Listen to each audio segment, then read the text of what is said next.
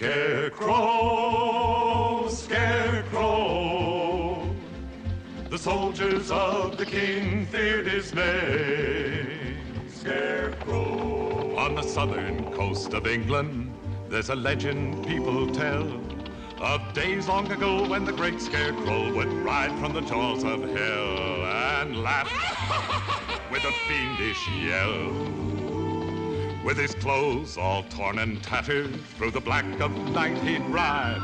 From the marsh to the coast like a demon ghost, he'd show his face, then hide. And he'd laugh till he split his side.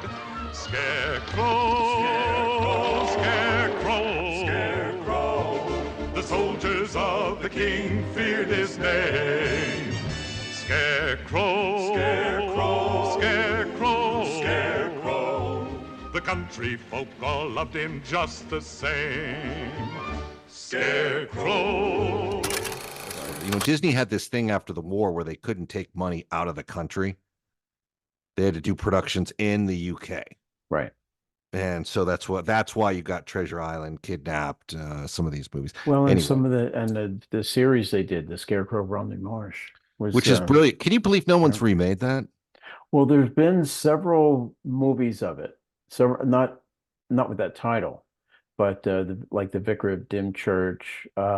There's a silent version of that. Disney was doing those little box sets of their TV shows and stuff, and they came in this like tin container, looked like you'd had to open it up and pull the thing out. So Disney did a one where they basically did the episodes, and then what they did was they put together a couple of episodes, did some editing, and put it out as a feature film.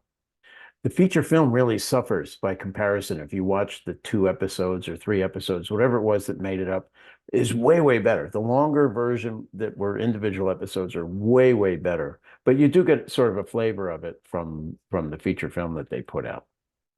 And it was really well cast, actually, at the time too. I felt like they nailed. Oh yeah, those Patrick parts. McGoohan was great, you know, and they had a lot of British character actors there. What was his prisoner number? 9? Was that? Was his I don't remember.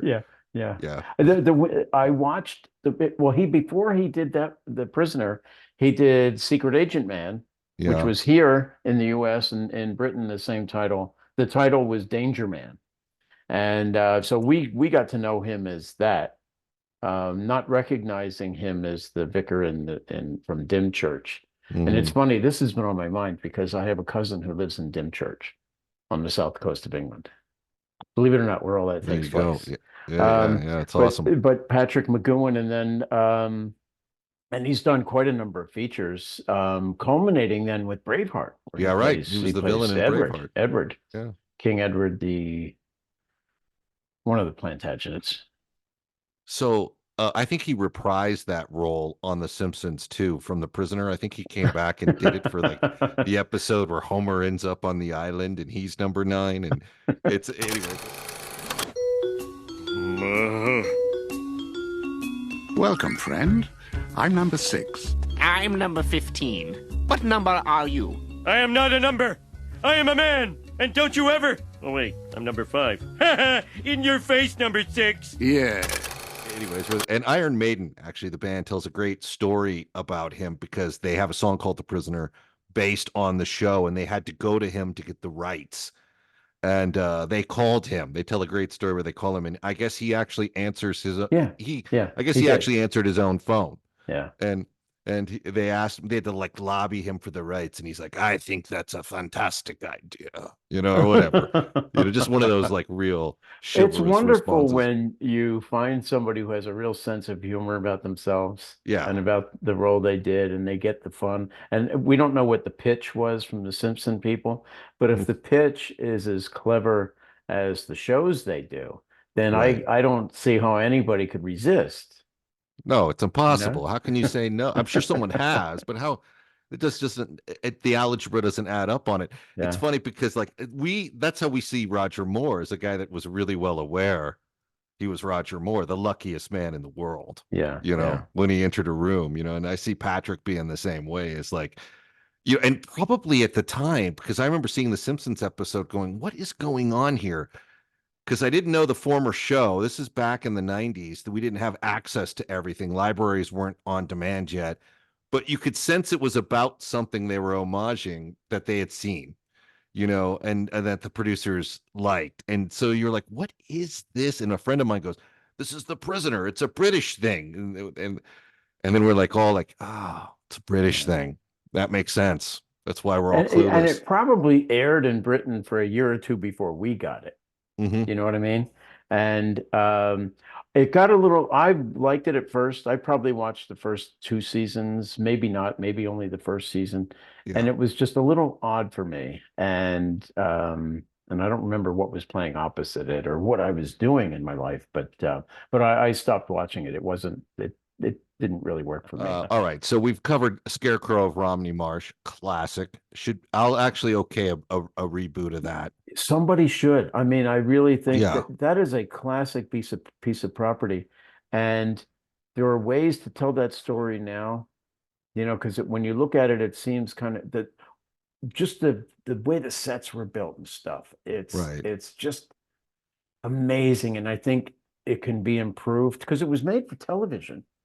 And at least Walt Disney had the foresight to know that color was coming eventually.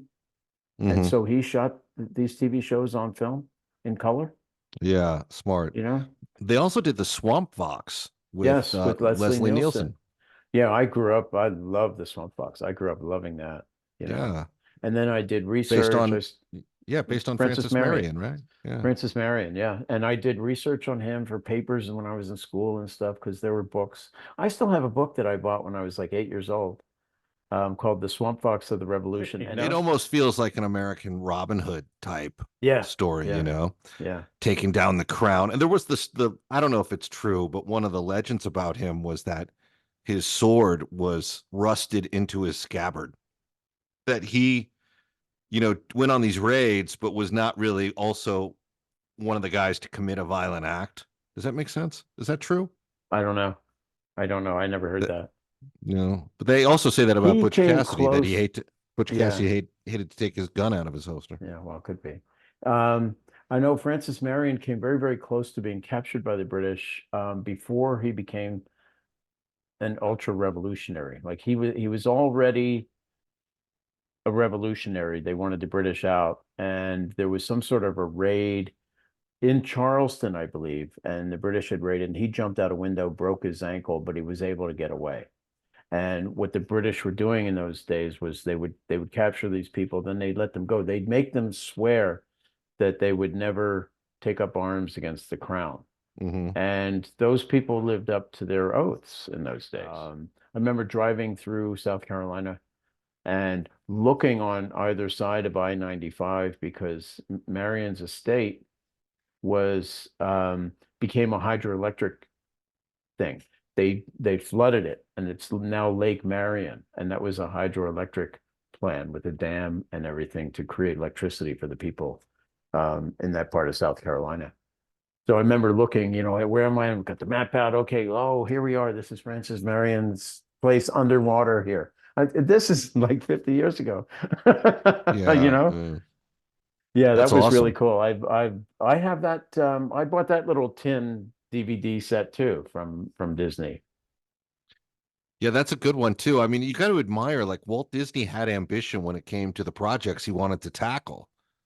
And he also had a love for like the American history side of things, the frontierland side of things, And yeah. He did like Johnny Tremaine and yes, there was Robin Hood and Rob Roy and those English stories that, because of his production funds being tied up in England. But Francis Marion's a good one.